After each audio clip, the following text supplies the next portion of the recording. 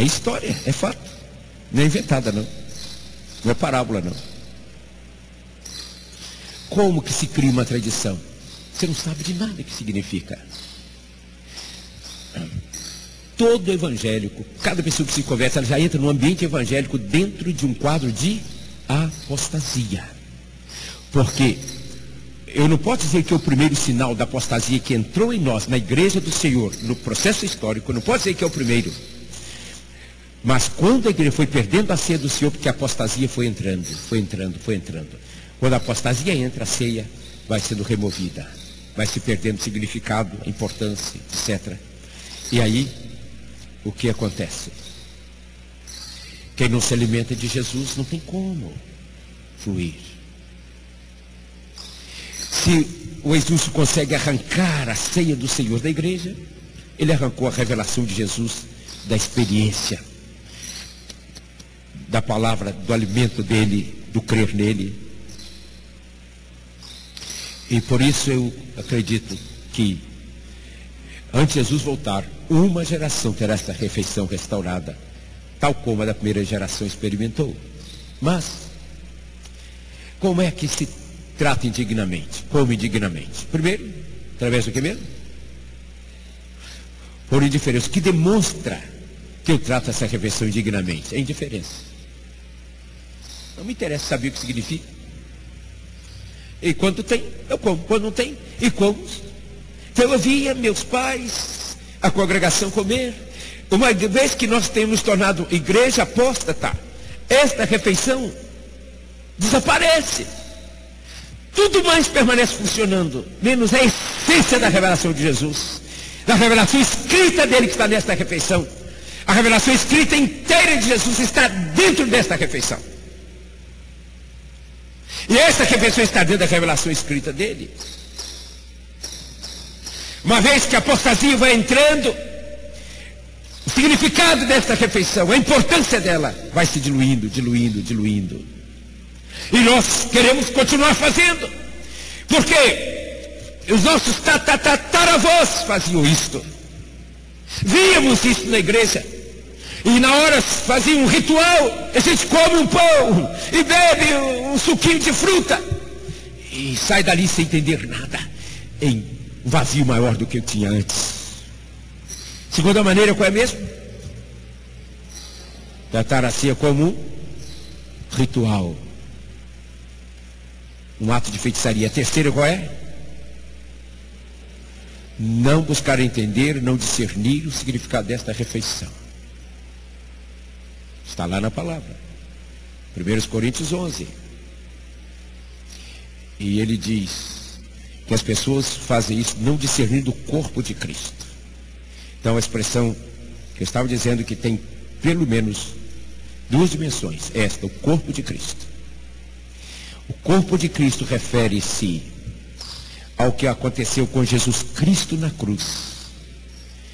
E refere-se à vida corporativa da sua igreja. Ou seja, esta refeição é dada para os filhos de Deus comerem de forma corporativa. E não como uma aqui e outro ali o faz por conta própria. Isto é fazer de forma ainda mais indigna.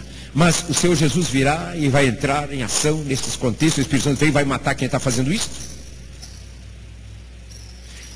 Eu não sei se posso dizer que felizmente ou infelizmente ele não faz. Porque se felizmente ele fizesse, nós não estaríamos aqui, né?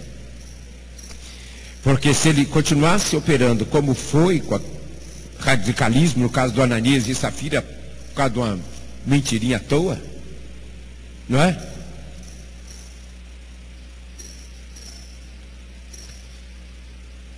Quem de mim se alimenta, viverá por mim. Esta revelação é dada dentro desse capítulo 6. Após Jesus ter dado comida de forma miraculosa. E eles ainda perguntaram a Jesus, faz algum milagre para a gente crer em você. Logo na sequência do diálogo, incrível. Eles tinham visto isso, comeram o milagre. E pede um sinal. Pede um sinal do céu, para saber se poderiam dar crédito a ele, de que ele era o próprio Deus, o Filho de Deus. E Jesus trata da questão da comida, do estômago, e ele como comida. Eu sou o pão do céu, eu sou a comida verdadeira, eu sou a bebida. E chega nesse clima que se diz: assim como eu vivo pelo Pai, me alimento do Pai, vivo por Ele, quem de mim se alimenta viverá por mim. O que é isto? Onde é em nosso ser que isto ocorre? Como é nos alimentarmos de Jesus? Então, se isso não ocorre, certamente que a revelação intrigante de João capítulo 14, verso 12, e de Marcos capítulo 16, de Marcos capítulo 16, causou tanto conflito na história da igreja no século 20, que se levantaram pseudocientistas, teólogos, né? E com todo tipo de argumento da chamada crítica bíblica, para argumentar que esta parte de Marcos 16, do verso 9 em diante, não compõe o texto original. Porque diz exatamente isto. Tão simples como está escrito: e de por todo mundo e pregar o evangelho a toda criatura, a cada pessoa. Quem crer e for batizado será salvo, mas quem não crer será condenado. E estes sinais hão de seguir os que crerem. Quais sinais? Em meu nome expulsarão demônios, falarão novas línguas, pegarão em serpentes, e quando beberem alguma coisa mortífera, não lhes fará mal algum. E porão as mãos sobre os enfermos e os curarão. Esses sinais acompanham os que creem em mim. Como nós não vemos esses sinais, a gente faz o quê? Corta um pedaço da Bíblia. Não é isso?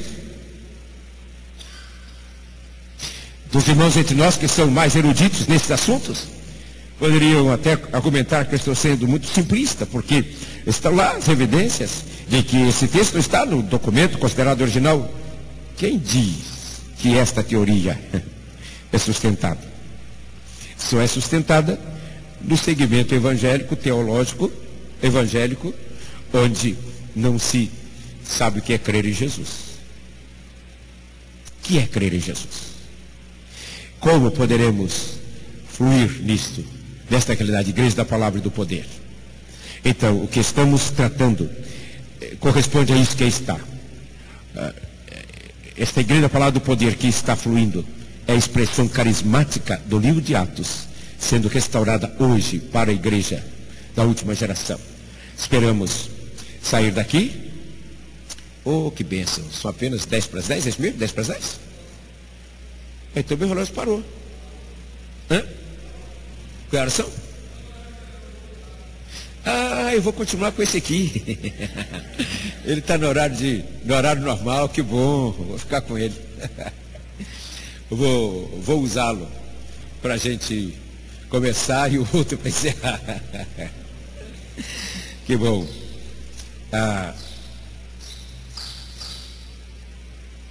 Razão de nos encontrarmos é porque muita gente que é de Jesus de fato não irá conseguir ficar de pé a partir de 2010, se como congregações nós não encontrarmos ou não nos sintonizarmos com a frequência do Senhor, conforme oramos ontem, quase tudo que oramos ontem ao dedicar ao Senhor este projeto. Então vamos ler João capítulo 16 agora. Aí nós vamos ter o recesso de 15 minutos, porque o horário de terminar para o recesso da tarde fez depois de meio-dia, né? Depois de meio-dia. Então, vamos ler. Vamos ficar em pé, os irmãos podem ficar em pé. Vamos ler João 16 e aí vamos orar. João 16. Jesus, então, nos diz o quê? Tenho-vos dito estas coisas para que não vos escandalizeis.